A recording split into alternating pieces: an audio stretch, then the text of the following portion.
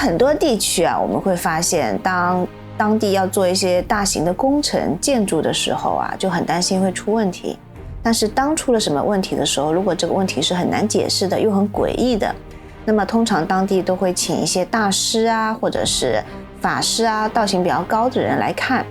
那么有些地方呢，会通过做法事来化解。那么有一些法事都化解不了呢，他们就会设置一个保护神，类似于土地神这样子。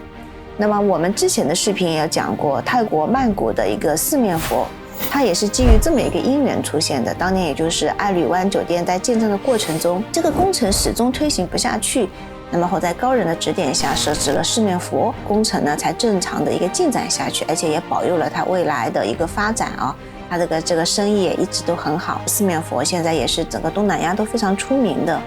那么说回来，在建造过程中，有些地方它可能会做法事，那么法事解决不了，它通常还会设土地神、保护神。那还有一种更为生猛的、更为让人惊悚的做法呢，可能就是在整个东亚和东南亚都流行了几千年的一个叫打生桩的法术。打生桩是什么呢？通常就是在这个大型的工程进行不下去的时候，做法事也没有什么用的时候，这个用活人祭奠的这么一个邪门的法术就会出来。这个事情呢，古时候大到王公贵族，小到地方百姓，都可能在建城墙、建宫坝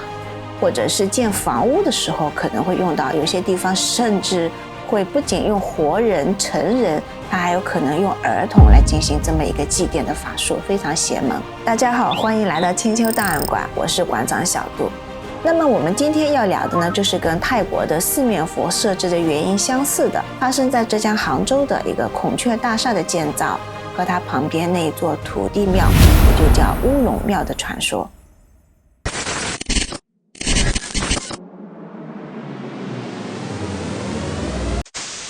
这个孔雀大厦也是在建造初期在工程的进程中发生了很多诡异的事情，它整个工期呢也因此被拖延。后来呢，也是在高人的指点下，在孔雀大厦的旁边设置了一座乌龙庙它现在改名叫乌龙亭。也从那个以后呢，它这个工程就进展得非常顺利，而且这个乌龙庙的建造也保证了孔雀大厦在后面几十年的发展中呢，生意非常的兴旺。这到底是一个什么样的都市传说呢？我们今天就来聊一聊。杭州现在有个地名叫清泰门，它最早呢是南宋古城的一个城门。那么老底子老百姓呢也管它叫螺丝门，因为在这个地方原来是有一条河当地人呢会去那儿摸螺丝。那么在这个螺丝门外呢有一个遗址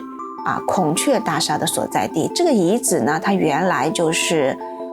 乌龙庙的前身。这个地方从古到今一直车来车往人流密集，一直是传说中的一个风水宝地。这个地方不仅是个风水宝地，它也是杭州和浙江两个地区海拔最高的一个地方。以前在那个地方高房子比较少，因为地势高的缘故在天气很好的时候，你是可以在这个地方看见西湖的。在孔雀大厦建造前的时候呢，这里原来还有一个乌龙庙，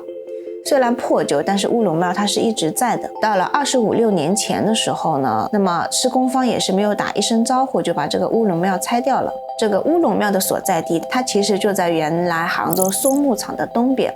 我们以前也说过，松木厂它是一个很大的地方，它原来这一片呢也曾经作为杭州的一个刑场，墓地呢也比较多，它也是比较邪门的一个地方。但是这个孔雀大厦呢，它是在松木厂的东边，我们原来说的那个刑场呢是在松木厂的西边。所以孔雀大厦它自从拆了乌龙庙开始造的时候从那一开始它就有了各种各样麻烦事情。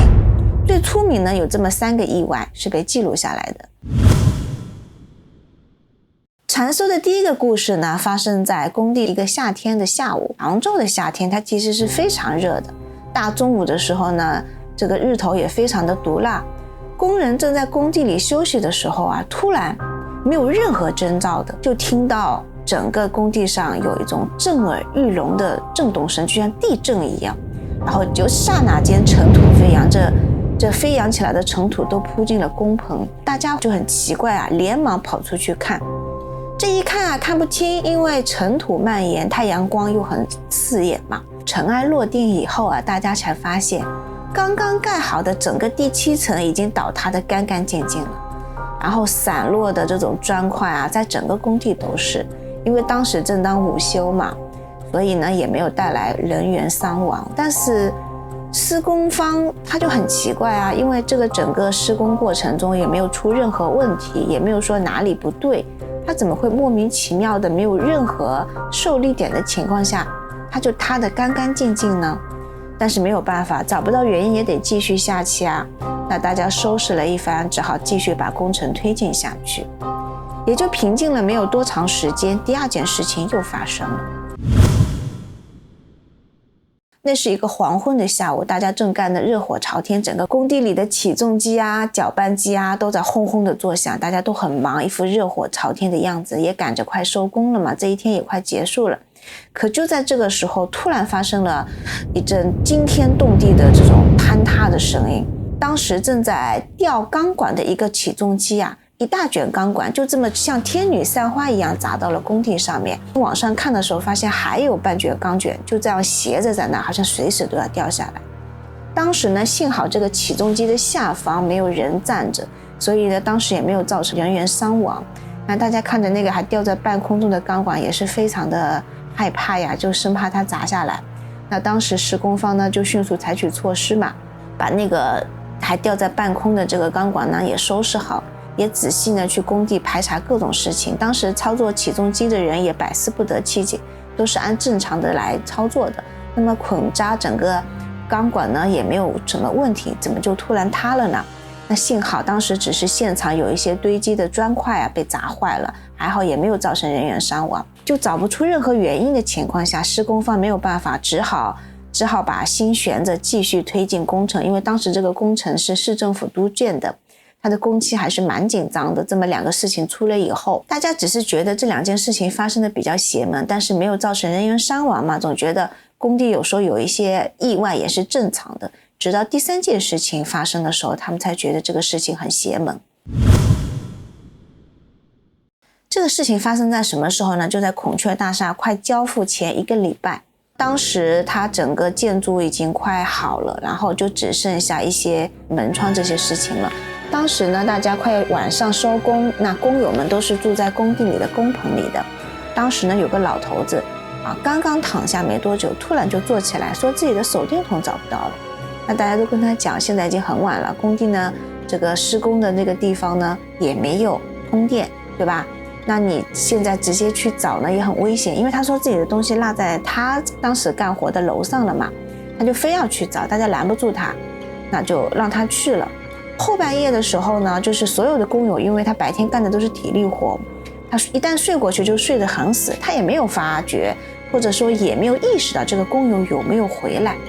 但是呢，第2天大家一起床，发现他的床是空着的，那总觉得这个事情很奇怪哦，然后他就赶紧跑到工地上，还没有到这个还没有完工的大楼，就发现这个工友啊躺在了那个楼外的地上，就感觉是从高空掉下来的，口鼻出血，然后死状呢也很奇怪，因为他眼睛睁得大大的。当时整个工地就慌了，因为介于前面的2件事情，再加上大家后来回忆起来说，其实当时在打地基挖地的时候，就已经在这个地方发现过很多半腐的尸体，又加上之前施工方没有跟当地人打招呼，就直接拆了乌龙庙，就被人说过你触怒了乌龙菩萨是要出事情的。直到这个时候，大家觉得这个事情有点邪门。包括后来一些工友说，他说当时那些半腐的尸体被挖出来的时候，也没有好好的得到对待，甚至有些调皮的工友还拿挖出来的这些干净的长骨头拿来打架啊，大家说是不是有闹鬼的事情？当时大家也没有放在心上嘛，直到第3个事情出来以后，大家就觉得这个事情有点邪门。那在后面呢，就是有些事情怎么都推进不下去了，干啥都不顺利，然后总感觉这个一会儿这边出问题，一会儿那边出问题。后来施工方没办法，他就请到了当地这个乌龙庙中边村民里一个比较有名声的一个法师，然后就请高人指点怎么弄。高人说这个地方啊，原先有个乌龙庙，里面供的是乌龙菩萨，供奉了呢也有几百年了，这样子直接拆掉呢是有可能会触怒这个保护神的，因为大家一直把乌龙菩萨当作这个地方的一个保护神、土地神嘛，那怎么办呢？那他们说，那就做一场法事，安抚一下之前被挖出来的一个亡灵也好，包括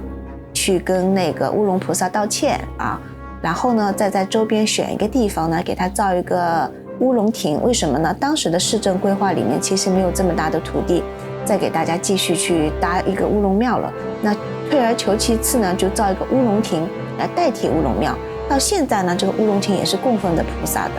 包括周边的老百姓到了一定的节假日也去会那儿上香。那么这个乌龙亭造好了以后呢，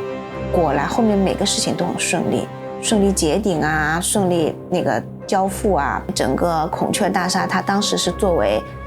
浙江省的第一个涉外宾馆，它虽然3星级，但它是涉外宾馆，它有一定的涉外资质。这将近20多年，快30年的时间里面呢，它也是顺风顺水，生意很好。